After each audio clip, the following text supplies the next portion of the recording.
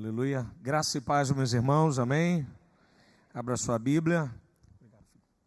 Evangelho de João, capítulo 11, verso de número 17. Quero agradecer a Deus pelo privilégio de uma vez mais estar aqui na minha casa, na Devec Sede, poder compartilhar do Evangelho da Graça, do Senhor, nosso Senhor e Salvador Jesus Cristo.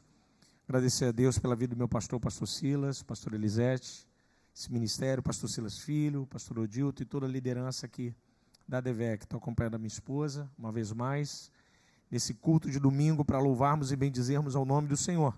Evangelho de João, capítulo 11, verso de número 17, vamos ler até o verso de número 27. Quem encontrou, diga amém. Ao chegar, Jesus encontrou Lázaro, já sepultado havia 4 dias.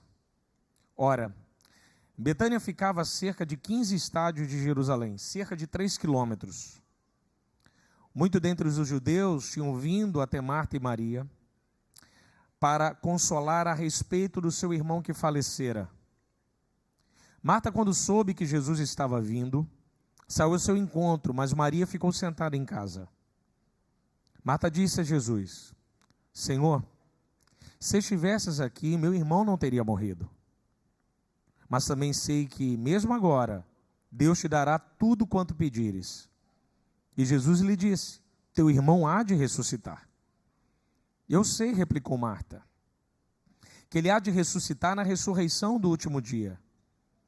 E Jesus disse: eu sou a ressurreição e a vida. Quem crê em mim, ainda que esteja morto, viverá. Quem vive e crê em mim não morrerá eternamente. Crês nisso? Sim, Senhor, respondeu ela.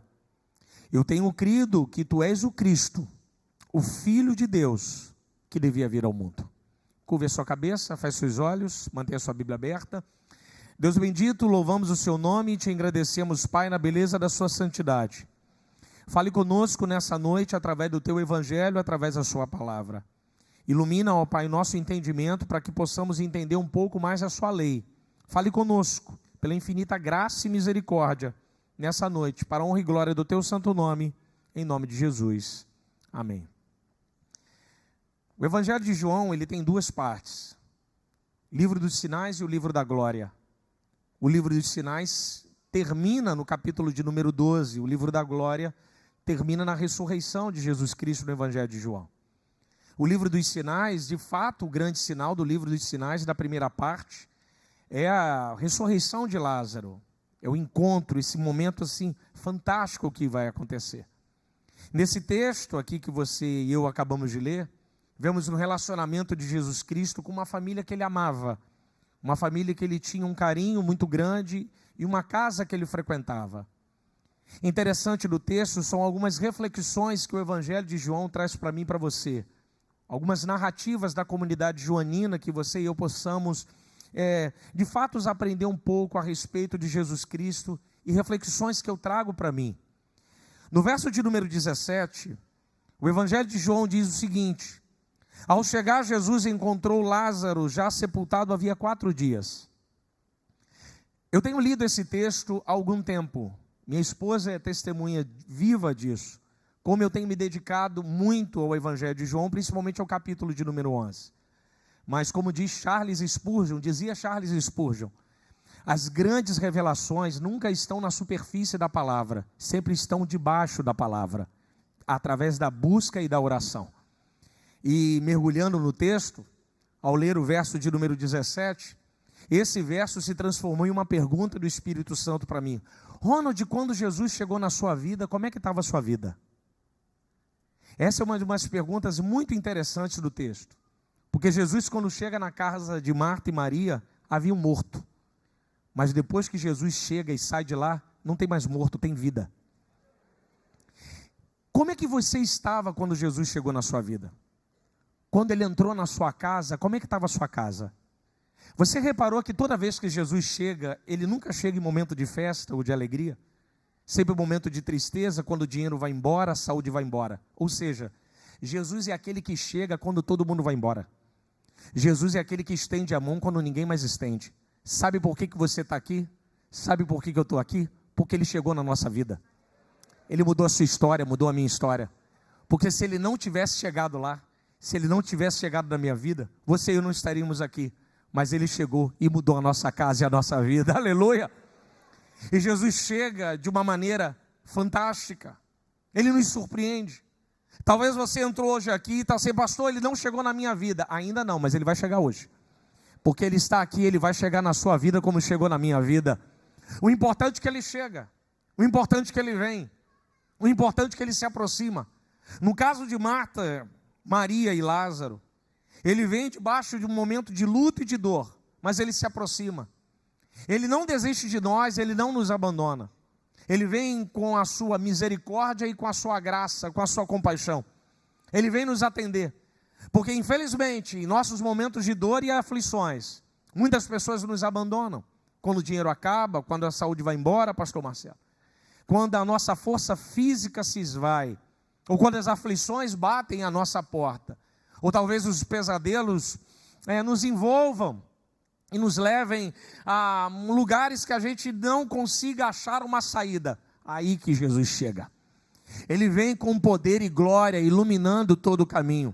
Ele vem com graça, poder e virtude, aleluia.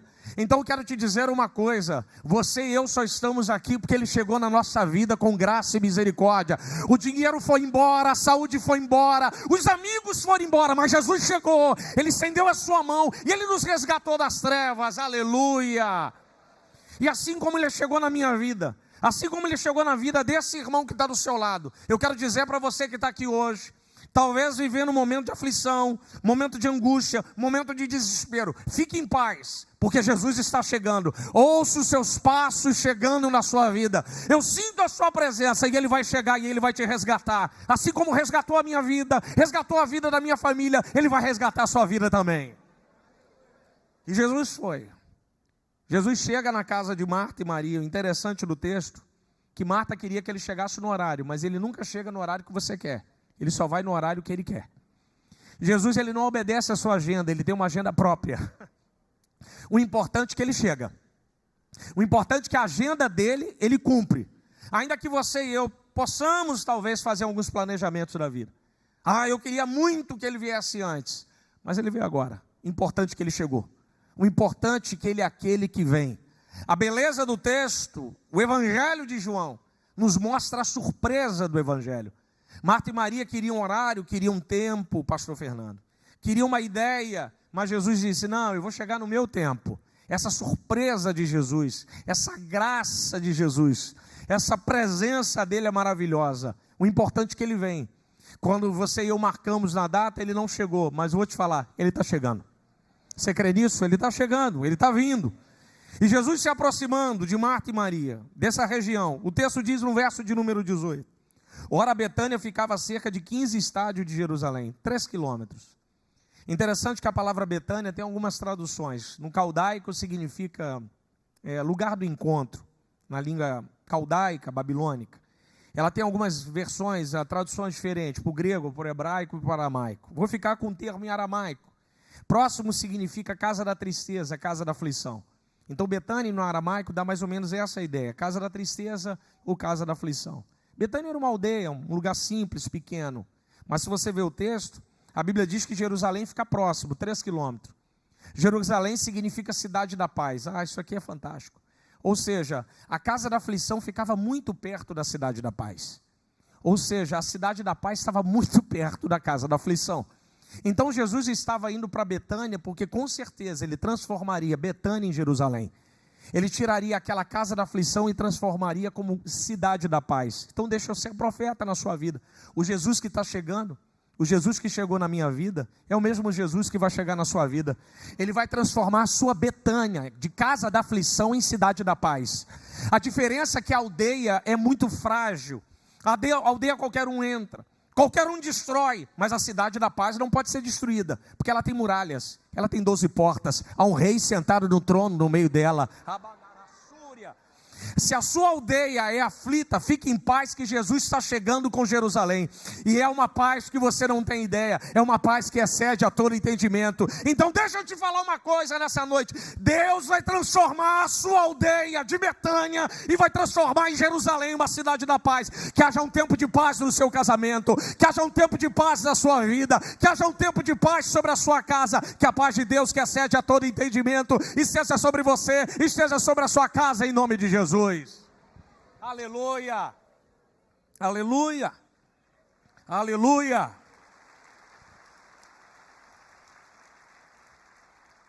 Em 2021, eu tive o privilégio de ministrar uma terça aqui da palavra.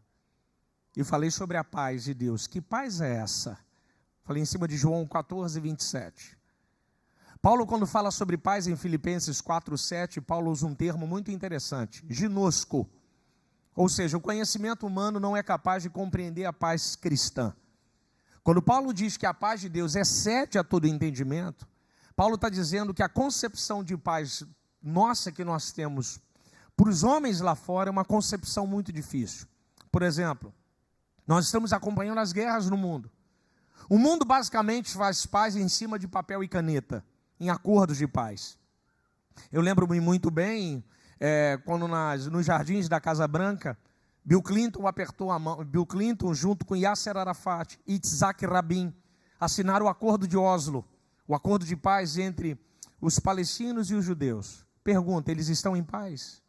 Não há paz. Assinaram um papel, talvez numa caneta boa, Montblanc, não sei, mas assinaram um acordo de paz, colocaram no papel, não cumpriram.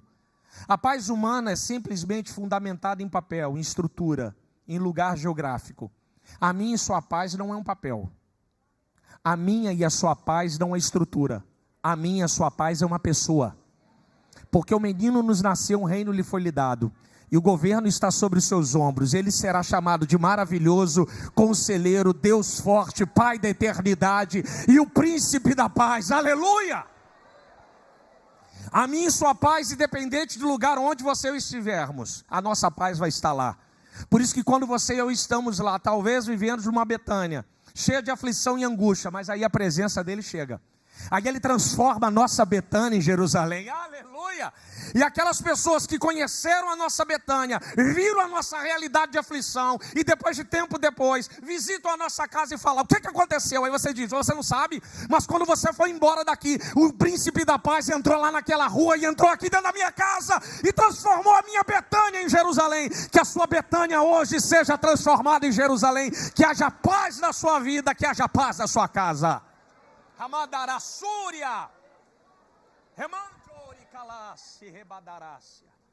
Por isso que o apóstolo Paulo diz que a paz cristã é uma paz que o homem não consegue compreender, excede a todo entendimento.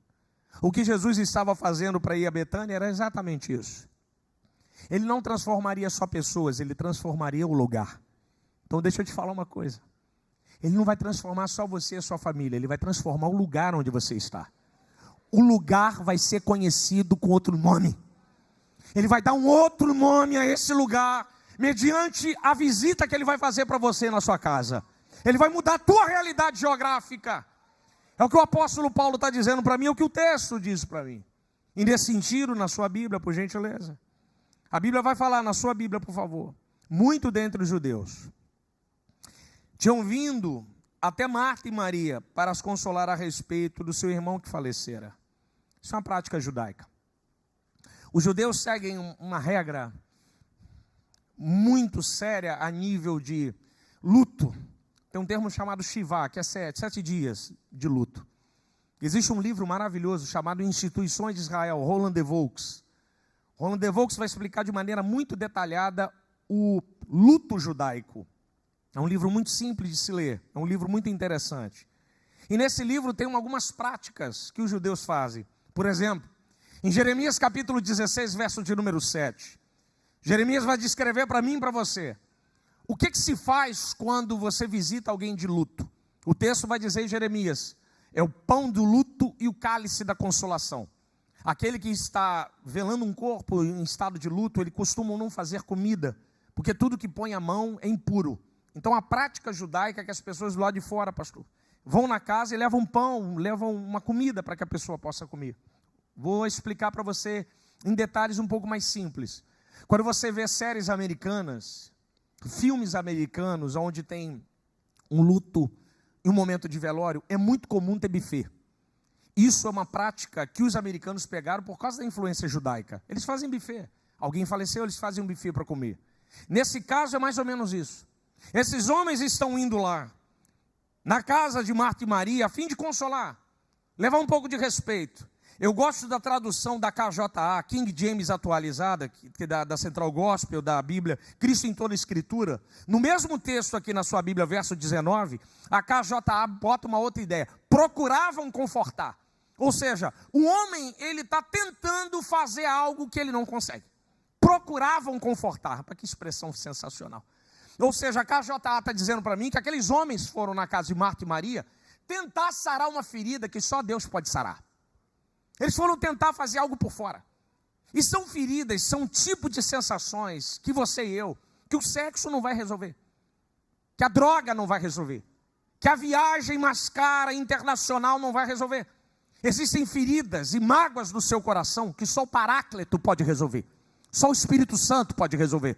Você pode se mudar, você pode ir para uma outra cidade, você não vai conseguir resolver, porque o homem vai tentar, aleluia, fazer por fora algo que só pode ser feito por dentro.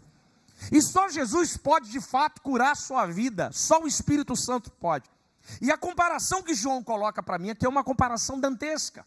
Se você ver na sua Bíblia, no verso 19, os homens vão para consolar, mas olha comigo, verso de número 11, do capítulo 11 de João, olha o que diz o texto. Depois de dizer isto, acrescentou, nosso amigo Lázaro adormeceu, mas eu vou para despertá-lo. Rapaz, dá para ficar 3 dias aqui. Ou seja, o homem vai para tentar confortar. Jesus não vai tentar, Jesus vai resolver. Ele entra para resolver. Ele não está indo lá simplesmente por não, ele está indo para resolver. Ele está dizendo o seguinte, não, eu não vim aqui alisar, eu vim resolver. Então deixa eu te dar uma palavra. Jesus, ele não está indo na sua vida, não veio na minha vida, não foi para tentar, ele vai resolver, ele vai entrar para resolver, aleluia. Ele vai de fato sarar a nossa ferida e a nossa dor, curar a nossa alma, curar o nosso coração. Enquanto os homens tentam de todas as formas, aleluia, tentar trazer algum tipo de consolo, algo por fora, um tapa nos ombros, Jesus entra para mudar a nossa realidade de fato. Por isso que é muito interessante o texto. Se eu fosse falar um pouco mais, é como se Jesus dissesse aos discípulos, deixa os homens irem primeiro, deixa que eles vão primeiro, porque depois que eu chegar, eles vão ver a diferença. Jesus está dizendo isso para você e para mim. Ele está dizendo para você perceber a diferença quando ele entrou e quando ele não estava. Porque quando ele entra, ele sara. Quando ele entra, ele cura. Quando ele entra, ele conserta. Quando ele entra, ele restaura. Ele purifica as nossas feridas. Ele limpa o nosso coração, aleluia. Ele muda a nossa realidade. É por isso que no texto eles vão primeiro, Jesus vai depois. E nesse texto, verso de número 20, o texto diz para mim e para você. Marta, quando soube que Jesus estava vindo, saiu ao seu encontro, mas Maria ficou sentada em casa. Só que é interessante. Eu não sei quem foi o evangelista, o missionário, o folheto, o recado que chegou para ela. Ó, Jesus está aí. Nossa. Jesus chegou. Jesus está aí fora. Se você vê o texto, Marta, quando soube que estava vindo, saiu ao seu encontro. Marta rompeu com o luto. O judeu não pode romper com o luto. Jesus tinha que entrar no luto e participar daquele choro com ela. Mas quando ela descobre essa boa notícia, esse bom evangelho, literalmente, a boa mensagem, ela rompe com o luto, mas vai ter um encontro com Jesus Cristo. Ela não se importa com o lugar de dor onde ela está, mas ouvir que Jesus chegou, muda toda a realidade. Então deixa eu te dar uma palavra, rompa com qualquer coisa, mas não deixe passar a oportunidade de você se encontrar com Jesus aqui hoje. Aleluia. Rompa com o seu luto, rompa com a sua aflição, rompa com tudo aquilo que te trava no passado. Porque às vezes a gente olha para trás, às vezes a gente não quer ir, mas aquela notícia bateu, aleluia. Dentro do luto da casa de dor, com os homens lá, o texto diz, verso 19, tinham muitos judeus naquela região. Ela não quis nem saber das pessoas que estavam na casa dela. A melhor notícia chegou, Jesus está lá. Meu irmão, e quando Jesus chega, Ele é a primazia na nossa vida. Quando Jesus chega, Ele é o primeiro lugar da nossa vida. Tudo se torna secundário. Então vou te dar uma palavra nessa noite. Rompa com qualquer coisa, mas não deixe de ter o encontro com Jesus aqui hoje. Aleluia! Não deixe as coisas do passado, as tristezas do passado, as angústias do passado, os sofrimentos do passado, as aflições do passado. Você tem uma boa notícia: Jesus está na Devec, aleluia. Jesus está aqui entre nós, e hoje Ele marcou esse encontro. Ele está dizendo: eu vim aqui hoje ter esse encontro contigo, portanto rompa e venha ter um encontro com Jesus Cristo, aleluia, aleluia. É o que Marta faz. Marta vai romper, rompe com a dor, rompe com o sofrimento, rompe com o luto, rompe com a angústia, mas ela vai em encontro. Às vezes a gente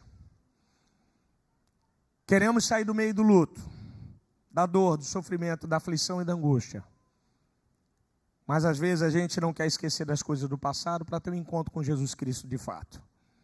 Por exemplo, eu vou lá no Antigo Testamento e volto rápido. Sansão é um cara fantástico. Sansão mata um leão, mas não explode a ponte do passado. O que ele faz no passado? Ele vai lá beber o mel da caveira do leão. Quem não rompe com pontes do passado não pode viver os projetos de Deus do futuro. Marta, ela tinha que escolher: ou eu fico no luto, ou eu vou ter um encontro com Cristo. Não tem como dar as duas coisas. Tem uma boa notícia para você: Jesus chegou. Ou você vai embora daqui com a mesma coisa que você trouxe, ou você vai embora daqui carregando Jesus no seu coração. Ou você vai embora com Ele do seu lado, ou você vai embora trazendo aquilo que você veio. Porque este lugar aqui, meu irmão, se você acha que você veio aqui à toa, você não veio não. Se tem uma coisa que isso aqui é a casa do Pai. Ele marcou um encontro com você. E eu acho interessante que quando Jesus marca o encontro, ele nos encontra, mesmo a gente marcando e achando que Ele não vai estar lá, Ele vai estar. Nicodemos era de madrugada, ele encontrou o cara de madrugada. A mulher de Samaria era meio-dia. É necessário passar por Samaria 10 da manhã? Não. 4 da tarde? Não. Meio-dia. Então vamos passar lá. Por quê? Porque lá havia uma mulher sentada, melhor, lá no poço a qual Jesus estaria aquele encontro. Hoje, não foi você que marcou na sua agenda, não foi o Uber que te trouxe, não foi a bicicleta que te trouxe, não foi o BRT que te trouxe, não foi o táxi, não foi o carro, nem foi a moto aí da turma aí dos Águia. Não, quem te trouxe aqui foi o Espírito Santo. Ele te trouxe hoje aqui para ter um encontro com Jesus Cristo. Ele marcou esse encontro com você aqui hoje, aleluia, aleluia. É por isso que você e eu estamos aqui. Albert Einstein dizia: Deus não joga dados, aleluia. Deus não trabalha destino, Deus trabalha propósito. Destino é coisa pagã, propósito é coisa de Deus. Ele trabalhou aqui algo, e quando ele chega nessa casa, aqui para mim é a cereja do bolo, é o verso 21, é o 21 e o 27.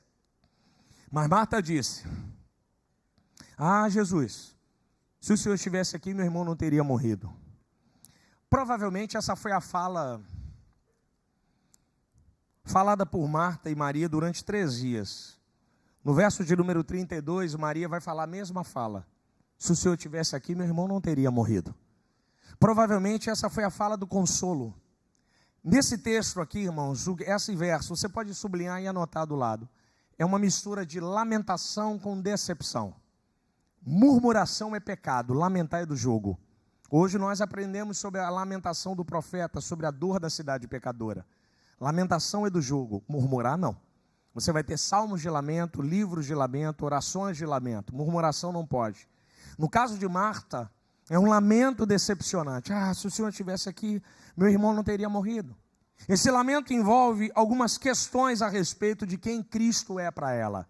Se você vê o texto, há um envolvimento do ponto de vista do passado. Ela está querendo dizer nas entrelinhas: ah, o Senhor chegou atrasado. O Senhor poderia ter vindo um pouco mais cedo, mas Ele morreu. E agora já é 4 dias, como é que resolve isso? Deixa eu te contar um pouco a respeito de Marta, Maria e Lázaro. Se você olhar na sua Bíblia aí, Lucas capítulo 10, verso de número 39, que é quando Jesus vai entrar na casa de Marta e Maria a primeira vez. Você vai ver na sua narrativa, pode olhar aí na sua Bíblia, aí no seu texto. Em momento nenhum, Marta, Maria e Lázaro chama Jesus de Cristo, o Messias. Só trata Ele como Jesus. Na concepção da ideia do texto, eles ainda olham para Cristo, olham para Jesus como se ele fosse um profeta. Assim como os discípulos do caminho de Emaús abandonam Jerusalém achando que Jesus é um lestai, como está lá no grego, um revolucionário. Aí eles estão decepcionados a respeito de quem Jesus é. Jesus então aparece diante deles, expõe as escrituras e aponta que ele é o Cristo, eles voltam para Jerusalém. O mesmo caso essa família. Essa família tinha um contato com Jesus Cristo aqui fora, mas não tinha Jesus aqui dentro. Não importa se aqui fora da sua casa tem louvor, tem música. O lance não é aqui fora, o lance é aqui dentro. O lance é quem é Jesus aí dentro da sua vida. Então Marta olha para Jesus, mas se eu estivesse aqui, meu irmão não teria morrido. Numa fala um pouco olhando para trás. Se de fato ela conhecesse, se de fato ela soubesse que era Cristo, ela não falaria isso. Ela exultaria de glória, porque de fato o Filho de Deus está ali. Então diante disso, ela diz o seguinte na sua Bíblia: mas também sei que mesmo agora Deus te dará tudo quanto te pedires. A palavra pedir aí do grego é sensacional. É uma ideia de pedir do empregado para o patrão. Pastor Silas, ele coloca como se Jesus fosse o empregado e Deus como patrão. Ela trabalha uma perspectiva de diferença. Jesus é igual, Jesus é Deus. É a mesma, ele é o verbo vivo. Mas na ideia dela é isso. Então deixa eu te dizer uma coisa. Às vezes Deus vai permitir algumas coisas na minha e na sua vida, porque Ele quer salvar nossa alma e a nossa família. Porque às vezes Ele quer de fato que você e eu venhamos a conhecer quem Ele é de verdade. Como eu já disse uma vez aqui na igreja e volto a repetir, como o nosso pastor diz, repetição é pedagógica, milagre não salva, presença salva. Milagre é coisa de pele, presença é coisa de alma. Milagre, eu conheço pessoas que experimentaram milagre e abandonaram o evangelho, mas eu nunca vi quem tem a presença deixar a cruz no Calvário. Porque quem tem a presença compreende que o maior milagre da vida é a presença de Deus no coração dele. Então no caso de Marta e Maria, Deus, Cristo, permitiu que acontecesse isso, porque Ele queria salvar aquela família. Então deixa eu te falar uma coisa. Às vezes Deus vai permitir algumas coisas na minha e na sua vida para converter a nossa alma, para mudar o nosso status de relacionamento com Cristo. Porque às vezes a gente olha para o Cordeiro e pensamos que ele é um profeta. Ele não é um profeta não, filho, ele é Deus. Ele está sentado no alto sublime trono, aleluia. Ele tem todo o poder em suas mãos, aleluia. Ele é o que era, o que há de vir. Ele é o mesmo ontem, hoje e eternamente. Mas no caso de Marta, havia uma visão distópica, havia uma visão estranha, e ela não sabia quem Jesus era. Então Jesus dá uma afirmação que para mim, se ele fala isso para mim, eu caia de joelho. Verso 23, teu irmão há de ressuscitar. Eu já marchava, eu dava lugar. E Jesus não promete, ele afirma, teu irmão há de ressuscitar. Ele está dizendo, se Marta, eu não vim aqui à toa, eu vim para mudar a história. Ele está dizendo para mim e para você, ele não chegou na sua e na minha vida para ficar a mesma coisa. Ele entrou lá e entrou aqui para mudar a história, aleluia. Ele está dizendo que vai fazer, aleluia. Ele vai fazer. Diante de uma expressão dessa, aleluia. Diante de uma graça dessa, ela era para cair de joelhos, pastor Ivanildo. Ela era para estar em prantos diante do Cordeiro de Nazaré. O que me espanta é o verso 24, que é esse aqui é pesado. E replicou ela, eu sei, Senhor, que Ele há de ressuscitar na ressurreição do último dia. Eu quero que você veja esse verso 24 com calma. E tente achar o nome de Jesus no verso 24. Acha o nome de Jesus no verso 24.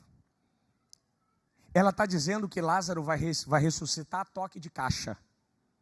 Não, Senhor, ele tem ficha guardada, ele vai ressuscitar automático. Deixa eu te falar uma coisa, ninguém faz nada na vida se Jesus não estiver no meio. Ela está dizendo, não, Jesus, ele vai ressuscitar Jesus. Não, negativo. Você não entendeu, Marta. Se eu não estiver aí, a coisa não anda. Você e eu podemos ter o melhor diploma, mas se Deus não entrar na frente, a porta não abre. Você pode morar no melhor lugar, mas se Deus não estiver na frente, você não tem paz. Se Deus não estiver na frente, a tua vida não anda.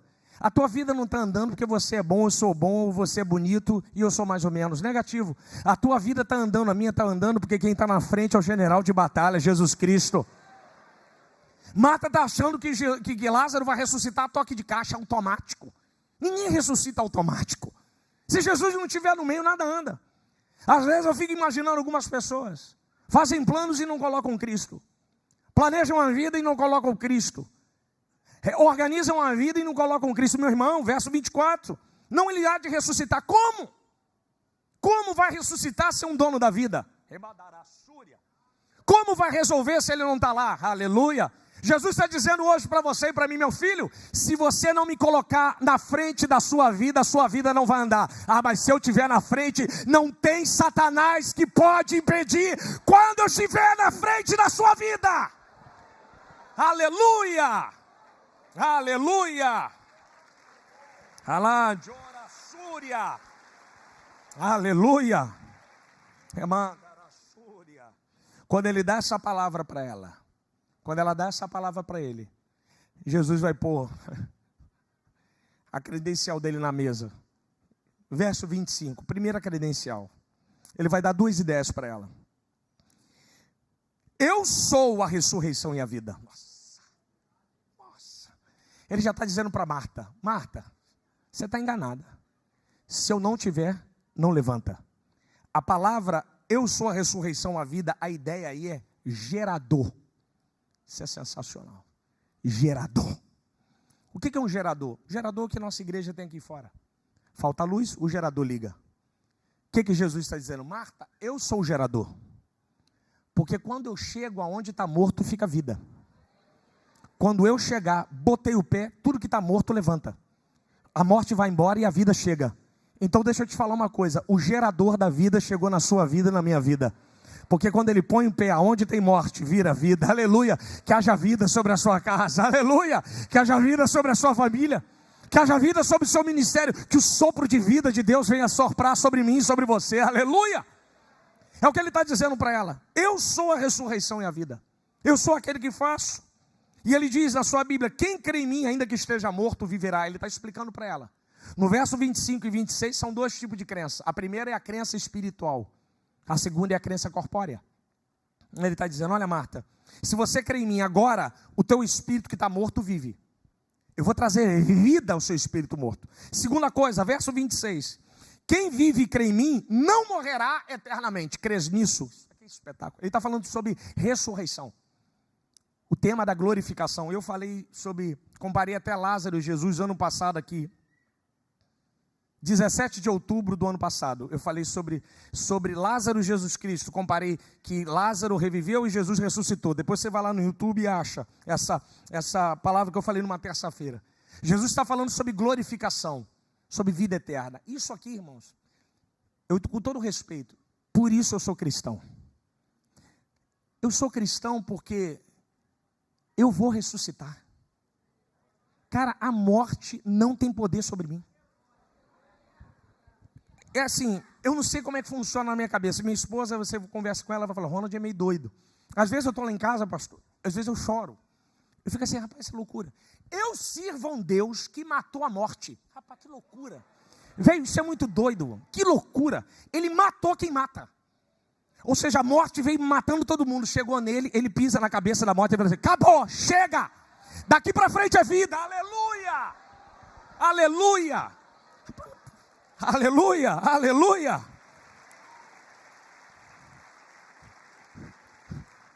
Por isso é encantador. Por isso que a palavra, no período da história da igreja, o primeiro século, por isso que os homens se tornaram cristãos. Cara, você abre a Ilíada de Homero, uma boa obra, a Ilíada. Se você não conhece, uma obra interessante. O final da Ilíada, pastor, morte, cremou, morreu, cremou, morreu, cremou, morreu, cremou. Todo final da Ilíada é morte e cremação. Porque para os gregos, a morte é um inimigo intransponível. Os egípcios, transmigração da alma, reencarnação, né, que vai ter um pouco lá da religião órfica, do orfismo grego. Orfeu, transmigração, morreu, acabou, já era. Aí vem Paulo. Vem Jesus Cristo. Aí vem Paulo pregando em Atenas. Eu estou pregando aqui um Deus que ressuscitou. Rapaz, peraí, o seu Deus resolveu, o meu Deus resolveu.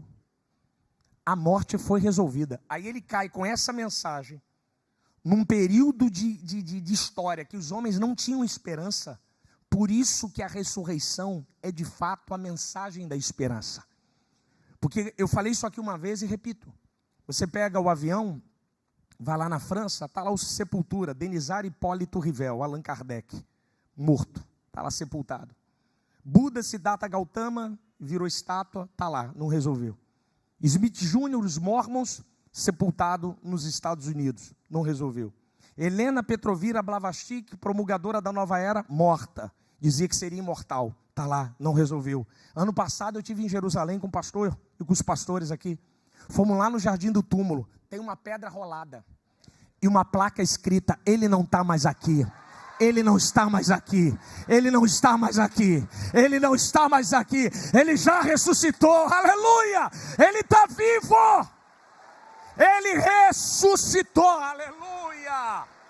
Remandora suri, rebadarácia. Quem pode adorar? Remanda aquela súria. Oh, aleluia, oh, aleluia, aleluia. Eu quero muito que ele volte. Quero muito que ele volte agora, hoje. Eu tenho isso no meu coração. Mas às vezes o Espírito me faz pensar em algumas coisas. Ronald, e se ele não vier? E se passar 300 anos e Cristo não vier? Se passar 300 anos e ele não vier, você e eu não teremos nada nosso aqui na terra. Nada. Talvez para alguns o nome de um viaduto, de uma travessa Marcelo Freixo, no máximo assim, quando não, viveu há uns 3 séculos lá atrás, talvez no máximo assim, não tem nada nosso, você e eu não estamos aqui, mas há um Deus no céu, com seu nome escrito no livro da vida, pastora, mesmo passando todo esse tempo, ele vai falar assim, ó, fulano, e você vai vir à vida. Ele não quer saber quanto tempo. Importante que você e eu temos uma aliança. Você e eu podemos não estar aqui, mas ele está no céu dizendo: eu tenho uma aliança com meu filho. Ele vai vir à vida, vem à vida. Essa é a mensagem da esperança. Essa é a mensagem do Evangelho. Se ele resolveu o problema da morte, o que é uma porta de emprego? Se ele resolveu o problema da morte, o que é o juiz assinar uma caneta lá e dar vitória? Eu quero te dizer que o maior problema ele já resolveu. O que vier depois ele resolve qualquer coisa, porque todo o poder foi dado nos céus e na terra para ele, aleluia. Ele tem todo o poder nas mãos dele. Ele tem todo o poder. E diante dessa palavra, cadê meu amigo aqui? Tangedor, vem cá meu amigo, por gentileza, na sua Bíblia, por favor. E o texto diz, verso 27, aqui está a conversão de Marta. Sim, Senhor, respondeu ela, eu tenho crido que tu és o Cristo, o Filho de Deus que devia vir ao mundo. Para Pedrão falar isso, Pedrão teve que ir lá para Cesareia de Filipos. Quem diz os homens ser o Filho do Homem? Jeremias, sei que. Aí Pedro disse, não, tu és o Cristo, o Filho do Deus vivo. Não foi carne nem sangue que te revelou. Sabe qual é a grandeza dessa mulher? Ela descobriu quem Jesus era no luto. Nossa, cara. Na dor. Nossa, cara. Ela não deixou a dor tapar a vista dela de ver Jesus no meio da dor. Jesus vai abrir os seus olhos e você vai ver Jesus aí junto com você. Oh, aleluia. Você vai abrir os seus olhos e vai ver Cristo. E a beleza do texto é o verso 28. Depois de ter dito isso, retirou-se e chamou a sua irmã Maria. E disse, o mestre chegou e te chama. Se você virar a sua Bíblia aí, por gentileza, o verso capítulo 12, verso de número 3. Então Maria pegou 1 libra de bálsamo de nardo puro, muito caro, e ungiu os pés de Jesus. E os enxugou com seus cabelos, e toda a casa se encheu com perfume e bálsamo. Lembra que Maria sempre ficava aos pés de Jesus? Por que ela nunca ungiu Jesus antes? Porque ela não imaginava que ele era Deus. Ela pensava que ele era um profeta. Mas depois que você descobre quem ele é, a adoração muda. O nosso relacionamento com ele muda. Quando ela viu, rapaz, eu estava com Deus lá em casa. E deixou passar. Mas graças a Deus pela misericórdia, Deus deixou um tempo para ela poder fazer isso.